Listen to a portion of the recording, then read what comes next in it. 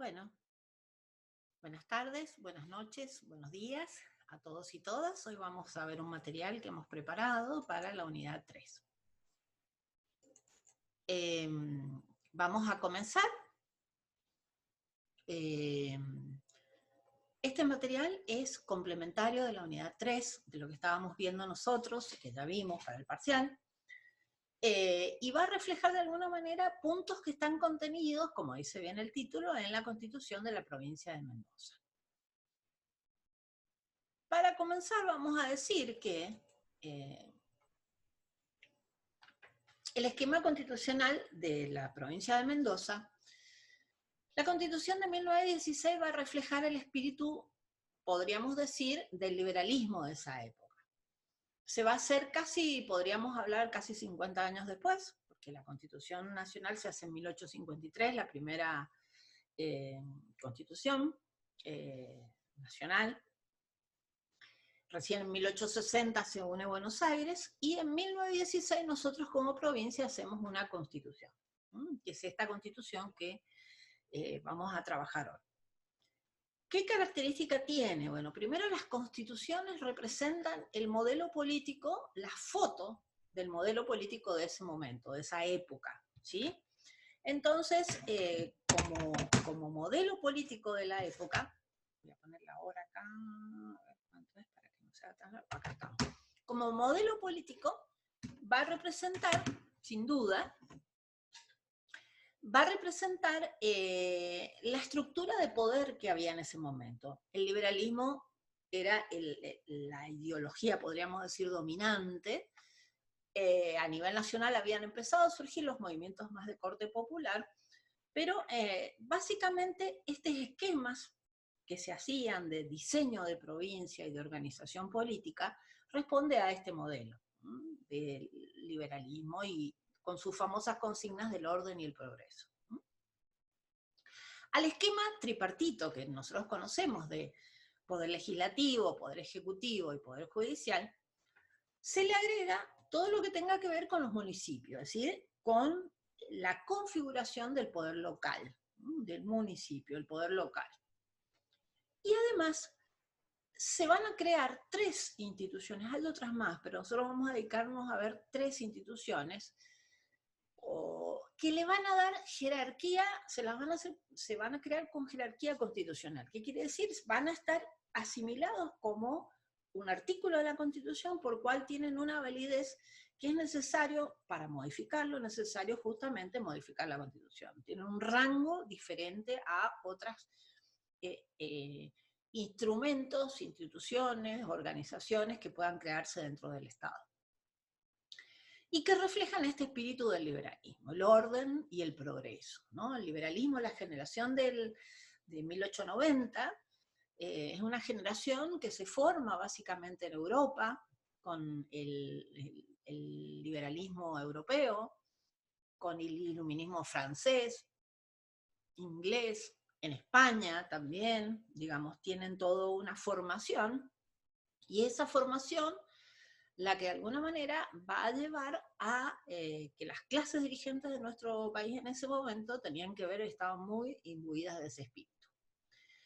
¿Qué es lo que se va a crear? Se van a crear 3 instrumentos, digo, pensemos que Mendoza, bueno, nosotros hemos puesto acá un mapita de la provincia de Mendoza, de los 18 departamentos de la provincia de Mendoza, en que está dividido 18 municipios o departamentos, que es la división política interna que tenemos dentro de la provincia. Esto lo que va a significar es que además de los municipios se van a crear estas otras instituciones. ¿Qué característica tiene? Como ustedes ven, la provincia de Mendoza es un desierto. El 98% del terreno es desierto. El resto son oasis, que son los que están alrededor, donde viven las personas, alrededor de los ríos, Mendoza, Tunuyán y Alatuela en el sur. Son los 3 oasis que podríamos decir, donde la gente se va a vivir. En esos 3 oasis irrigados vive el 98% de la población. Es decir, hay una relación inversa. el 98% de la población, 97, 98%, es desierto. Si ustedes van, recorren cualquiera de los lugares de Mendoza, vemos el desierto, la flora nativa, digamos, todo lo que es la formación de las precordilleras, etcétera. Es un desierto, sin agua, y solamente todo lo que está a la vera de los ríos es donde está, digamos, la zona irrigada. Por eso es que hay siempre en Mendoza, tanto cuidado del tema del agua, porque Mendoza es esencialmente un desierto. No es la situación que uno puede ver, por ejemplo, en el noreste de la Argentina, digo, Chaco, Formosa, Misiones, que son climas, Santa Fe, que son el otro extremo, digamos, donde vamos a ver que la naturaleza es básicamente zonas muy húmedas, zonas donde el agua es el exceso, ¿no? El agua de inundaciones y tantas cuestiones que tienen que ver con climas distintos. Entonces, por eso es que Mendoza, el recurso vital que es el agua, es casi es patrimonio de las familias del ser humano. Es decir, está cuidado como si fuera el gran, digamos, como el gran tesoro de las familias, ¿no? Por ahí no tanto, debería cuidarse mucho más, porque yo creo que hay mucho derroche, básicamente en aquellos sectores que no tienen control del uso del agua. Y así se presentan también grandes, podríamos decir, desigualdades en torno al uso del agua, ¿no? Por un lado tenemos barrios privados casi sin control de agua, y tenemos zonas de algunos departamentos sin una gota de agua para alimentarse, ¿no? La Valle, Malargüe, el desierto, para la zona del este, ¿no? Es muchos lugares donde La Paz, Santa Rosa, lugares donde el agua realmente es casi un bien de lujo. Bien, entonces, en ese desierto, donde está concentrada la mayor cantidad de población, digamos, todo lo que es el oasis norte, que tiene que ver con lo que está alrededor del río Mendoza, que es el río Mendoza que ustedes pasan, que es el que divide Luján de Cuyo de las Heras, digo, como uno va para la precordillera, todo ese río, y que llega a todo Gran Mendoza, ahí se concentra toda la población, igual en el Valle de Uco y en el sur. Entonces, en esta, digamos, característica de este territorio geográfico tan particular, se va a crear precisamente por el tema del cuidado del recurso más importante que tenemos los mendocinos, se va a crear una herramienta institucional, es decir, una organización para el manejo del agua. Y se le va a dar rango constitucional para evitar que este pueda ser, digamos, dejado de lado. Supónganse que un gobierno y quiere decir, bueno, el Departamento General de Irrigación, que es el organismo del cual estamos hablando, lo vamos a sacar, y bueno, no puede porque está la Constitución, creado por la Constitución de la provincia de Mendoza. Bien.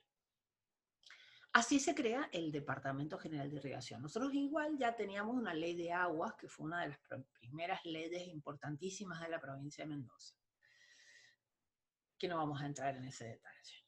Bueno, además se va a crear la Dirección General de Escuelas, ¿sí? La Dirección General de Escuelas obedece a este concepto, ¿no? Del orden, del progreso. El progreso era económico y por eso se cuidaba el agua, y el progreso también tenía que ver con lo intelectual, con el desarrollo, con un pueblo culto, con un pueblo formado. Esa era la consigna de los liberales de ese momento. Entonces, para esa situación, lo que se hacía era crear una herramienta especial, que es la Dirección General de Escuelas, que es el organismo del cual van a depender todas las escuelas primarias, secundarias y los terciarios públicos de la provincia de Mendoza. Recordemos que las universidades dependen del Ministerio de Educación de la Nación, pero todo lo que es escuela primaria, jardines, primaria y secundaria y terciarios, como nosotros, dependemos de la Dirección General de Escuelas. En Mendoza no hay Ministerio de Educación. Lo que sí hay es una dirección general de escuela. Entonces, acá vemos el énfasis que le dan, ¿no es cierto? Y el tercero era la creación de un banco provincial, que la provincia pudiese tener un eh, banco provincial que era el que iba a ayudar a el desarrollo productivo de toda la provincia, y que de alguna manera era el ente, digamos, podríamos decir, financiero de la provincia, para pagar sueldo, etcétera, donde se depositaban los impuestos, todo. Que este fue el Banco de Mendoza, el Banco de la provincia de Mendoza, que bueno, en la década del 90 fue vendido, y después fue fundido, y bueno, desapareció. Por eso es que lo hemos puesto acá en un color como que está enunciado, pero está casi está desaparecido. Entonces, por eso lo hemos puesto así muy, muy débilmente. Pero si ustedes ven, el esquema constitucional planteaba estos tres elementos. Planteaba la educación para, de alguna manera, igualar toda la población y extender de alguna manera la educación como herramienta, digamos, de más que de igualación social, en ese momento también de dominación.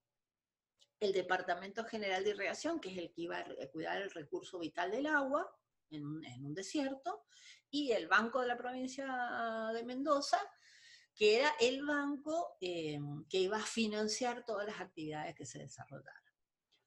Esto sería el esquema que va a reflejar justamente la provincia de Mendoza. Nosotros vamos a ver que en otras provincias estas cuestiones no son iguales, no son iguales a, digamos, cada provincia, recordemos que las provincias son autónomas, es decir, que tienen el derecho a sí mismo de crear la organización administrativa y política que quieran.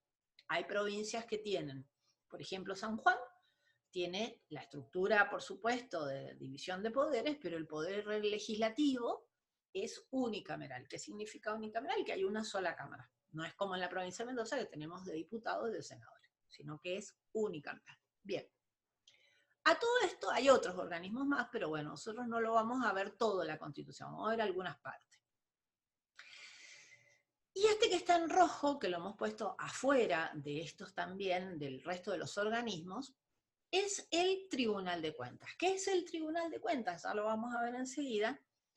Es un organismo que está fuera de los tres poderes, por eso se llama, es un organismo extrapoder, está por fuera de los otros tres poderes y tiene una función fundamental. ¿Cuál es la función que tiene el poder, el Tribunal de Cuentas? Básicamente, el control de todos los recursos públicos por parte del resto de los poderes, ya sea por los tres poderes, ya sea por los municipios y obviamente por todos los organismos públicos. Todos los organismos públicos los controla, públicos provinciales los controla el Tribunal de Cuentas. Así que bueno, ya vamos a ver en un rato algo más. Bien, ahora nos vamos a volver a la Constitución. ¿Y por qué la provincia de Mendoza?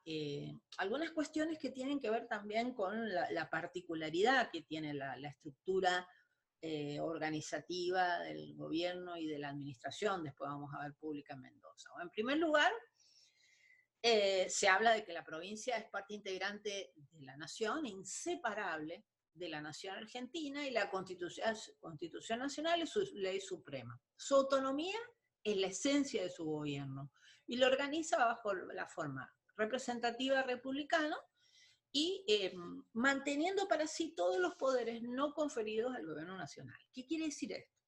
Esto quiere decir que, bueno, como sabemos a nivel nacional también, primero que es parte integrante.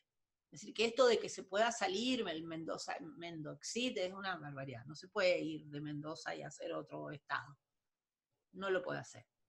Segundo, gobierna a través de la forma republicana y representativa. Es decir, que va a ser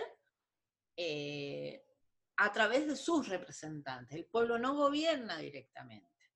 Y va a mantener para sí todos los poderes que no son conferidos a la nación. Por ejemplo, en el caso de distintas cuestiones, por ejemplo, leyes de tránsito, todo lo que tenga que ver con las políticas de promoción económicas locales, todo eso lo puede hacer, lo hace la provincia, porque no es una competencia que le haya dado a la nación.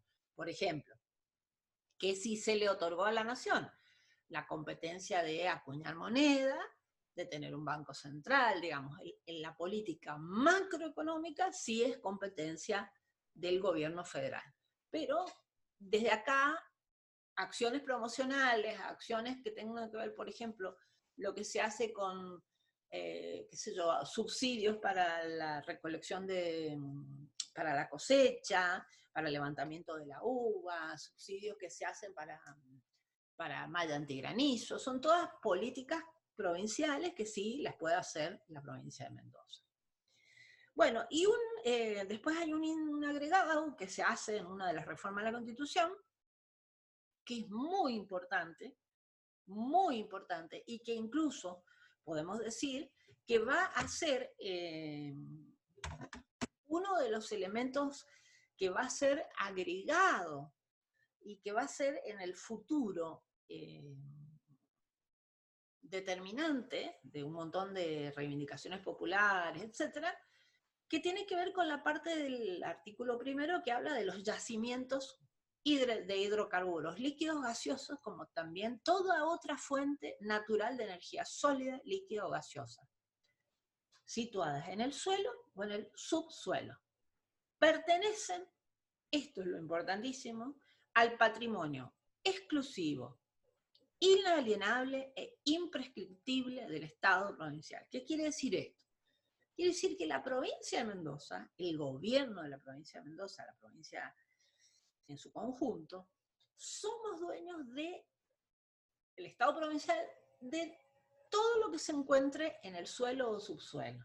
Es decir, de los minerales que puedan estar en el suelo, del oro, plata, zinc, lo que haya, de lo que está en el subsuelo también, digamos, por ejemplo, el petróleo, el gas, ¿no es cierto? Todo lo que tenga que ver con el agua, las napas que están por debajo de la tierra, el propietario de eso, podríamos decir, es la provincia de Mendoza. Pertenecen al patrimonio exclusivo. Exclusivo quiere decir que no lo comparte con la nación.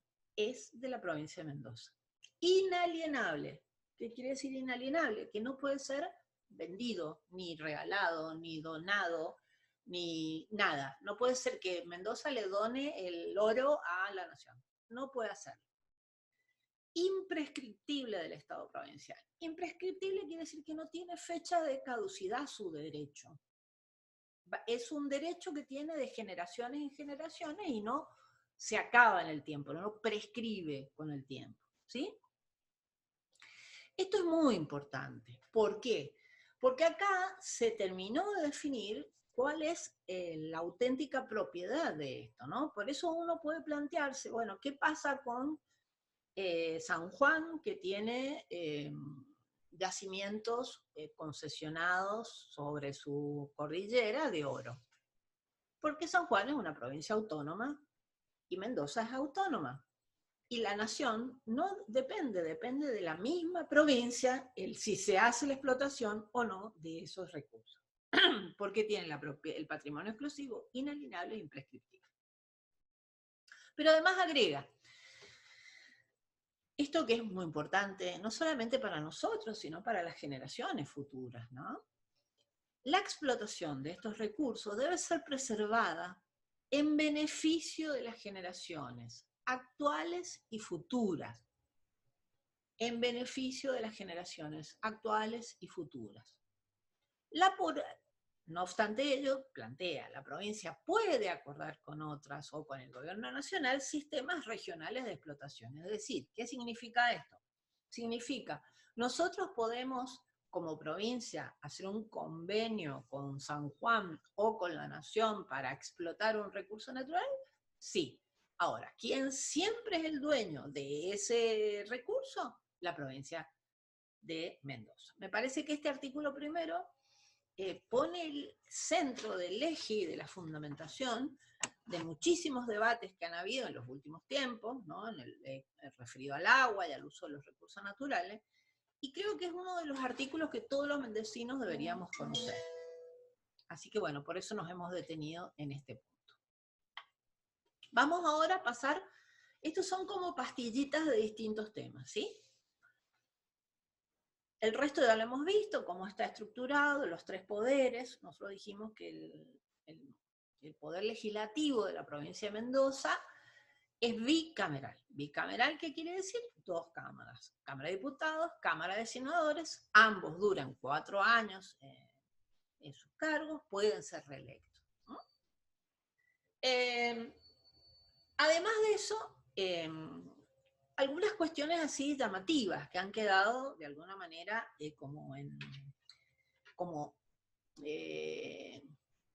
son argumentos que hoy se plantean para la necesidad de poder reformar la Constitución. Mucha gente que quiere reformar plantea lo que va a establecer el artículo 64 con respecto a esto de las dos cámaras. Por ejemplo, en la actualidad el gobernador actual ha mandado un proyecto de reforma de la Constitución donde elimina una de las dos cámaras. Un proyecto para que en lugar de haber diputados y senadores haya solamente una sola cámara. Eso por un lado. Se está debatiendo, no hay todavía estudios nada más. El otro punto importante es que lo que ha quedado desactualizado con el artículo 65. Fíjense, dice, no pueden ser miembros de las cámaras legislativas los eclesiásticos regulares, es decir, los curas, monjas, etcétera, cardenales, bueno. Los condenados por sentencia mientras dure la condena.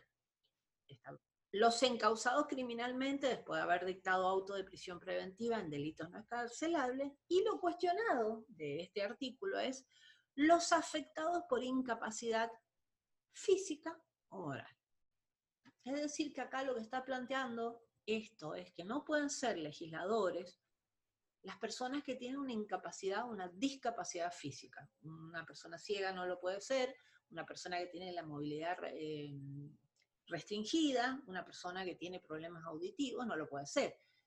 Y eso hoy está comprobado que es una situación que vulnera todo tipo de derecho a la participación política, porque una persona puede tener debilitado o disminuido alguna de sus, digamos, sus cuestiones físicas, pero eso no implica que no pueda ejercer la representación de un segmento de población.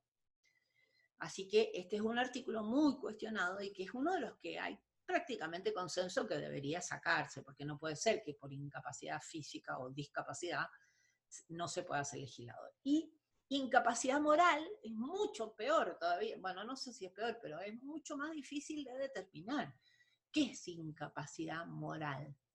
¿No? Es bastante cuestionado, ¿no? El concepto de los alcances. Entonces, bueno, ese es otro de los puntos que también se quiere modificar. Vamos a otro aspecto que tiene que ver con esto de la cámara, ¿no? De las cámaras. Fíjense que nosotros decíamos al principio, cuando veíamos el mapa de los 18 departamentos, y después veíamos el poder legislativo, el artículo 64, decíamos que básicamente son dos cámaras que tienen la característica, estas dos cámaras que tienen la misma representatividad. Esto es lo que hace que algunos pretendan eliminar una de las dos, porque dicen, pero si los diputados tienen la misma representación que los senadores, ¿y cuál es esa representación? A los fines de, digamos, de elección de los legisladores provinciales, ya sea diputados o senadores, se plantea la creación de 4 secciones electorales. También se le llama distrito electoral, sección electoral. Se crean 4, es decir, que van a dividir la provincia de Mendoza en 4 partes, tan solo a los fines de la elección de las autoridades. ¿Cuáles son esas secciones electorales?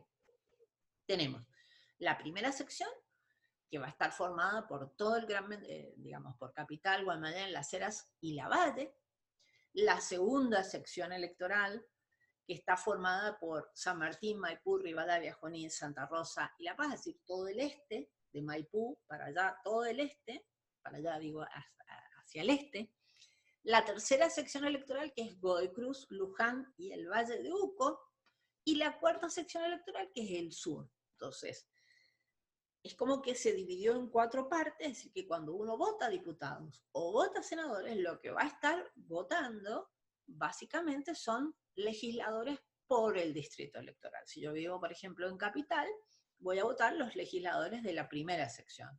Y en diputados y en senadores tienen la misma representación. Digo, cuando nosotros veíamos el gobierno nacional, veíamos que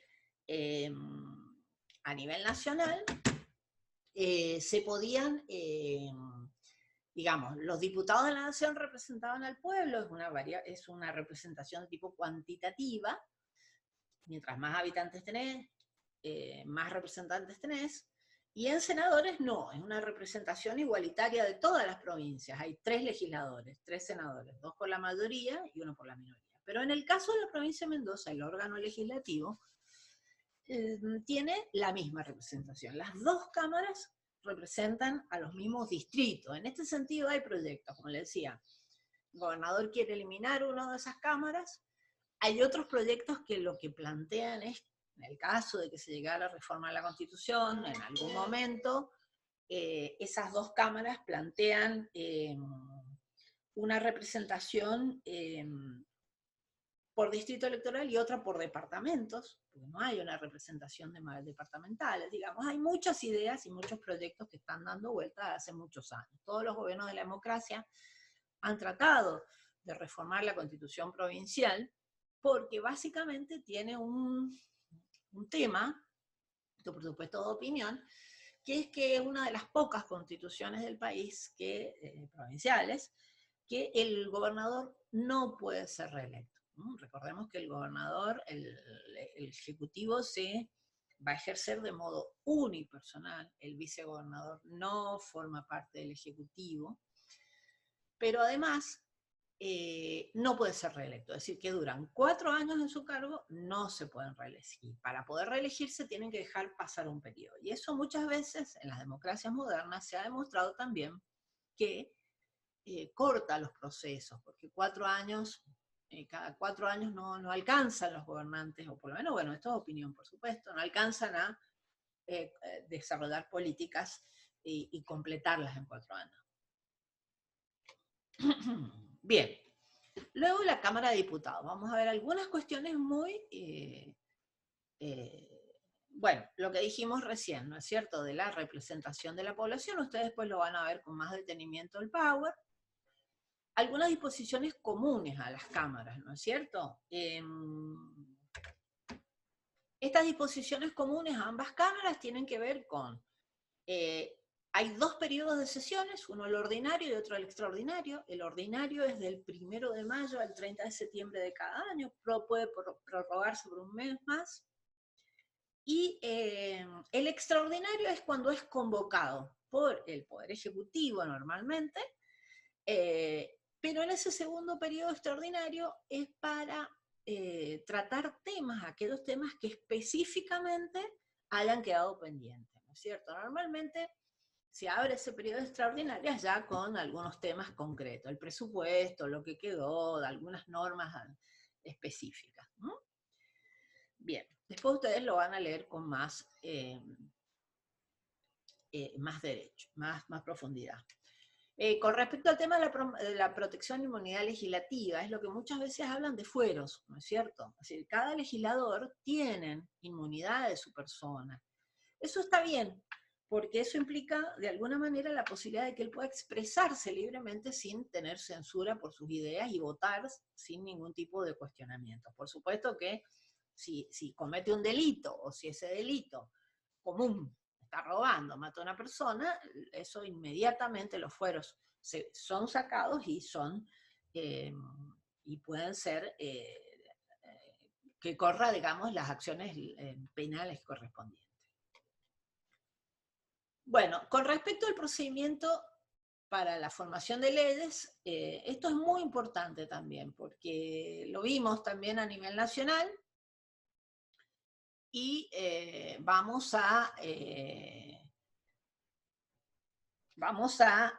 tratar de verlo muy rápidamente. Bueno, básicamente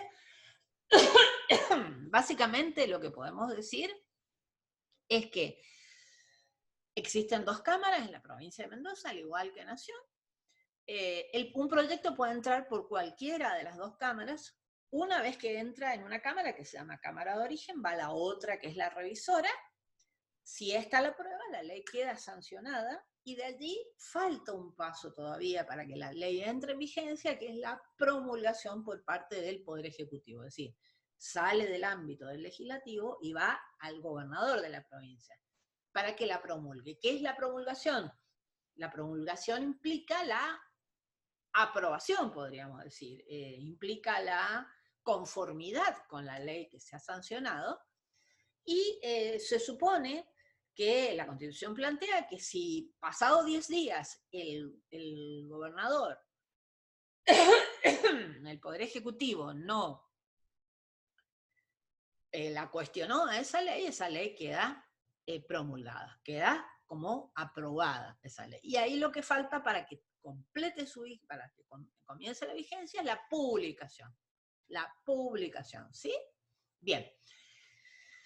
¿Qué podemos decir con respecto a esto? Que el Poder Ejecutivo, al igual que a nivel nacional, tiene 2 posibilidades. Una que es tiene reserva para sí, en lo que se llama el poder de veto, ¿no? ¿Qué es el poder de veto? El poder de rechazar o desechar total o parcialmente la ley que se acaba de votar en el legislativo. Si la desechen todo, el proyecto queda, se deja de lado y realmente hay que esperar, ¿no es cierto?, las próximas sesiones del año. Cuando se hace una, digamos, veto o se desecha parcialmente, lo que sucede es que primero va a la Cámara de Origen, después va a la revisora, y si en ambos se insisten con esta ley, con la sanción por 2/3 de los miembros presentes, el proyecto queda aprobado y pasa al Ejecutivo. Si no, hay que esperar al año que viene. Hay una aclaración que yo he puesto acá, que tiene que ver con el artículo 102, que es cuando esta ley es de presupuesto. En ese caso hay que continuar con el presupuesto. Bueno, esto ya lo vamos a ver con más detenimiento, ustedes véanlo, yo creo que no es complejo. ¿Cuándo se reúne la Asamblea General? ¿Qué es la Asamblea? Es cuando están las 2 cámaras reunidas en algunas cuestiones, en algunos momentos.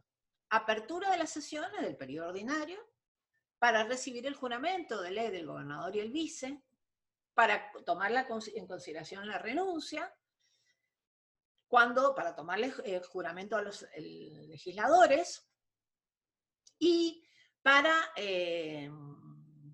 también distintos actos que puedan darse en esta Constitución. En esos momentos actúan de forma unificada las 2, es decir, que estamos hablando de la Asamblea General que se reúne. Bien. Cada cámara va a actuar y va a funcionar por su lado con comisiones de distintos temas. Comisiones de distintos temas.